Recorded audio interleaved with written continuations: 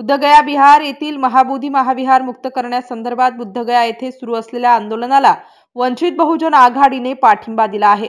बुलढाणा जिल्ह्यातील मलकापूर शहर वंचित बहुजन आघाडीच्या वतीने राष्ट्रपती यांना मलकापूर उपविभागीय अधिकारी यांच्या मार्फत महाबोधी महाविहार मुक्त करण्यासंदर्भात 1 मार्च रोजी निवेदन देण्यात आले आहे।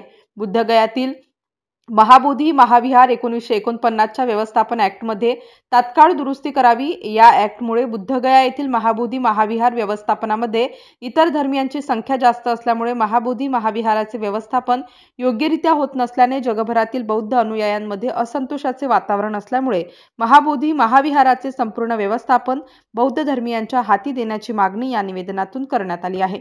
निवेदन देतेवेळी वंचित बहुजन आघाडीचे बुलढाणा जिल्हा महासचिव आतिशभाई खराटे, तालुकाध्यक्ष सुशील मोरे, जिल्हा संघटक भाऊराव उमाळे, तालुका नेते अजय सावळे, भीमराव ससाणे, सतीश सावळे यांच्यासह संघटनेचे पदाधिकारी व कार्यकर्ते प्रामुख्याने उपस्थित होते। MCN न्यूज मराठीकरिता अनिल कुमार गोठी, मलकापूर।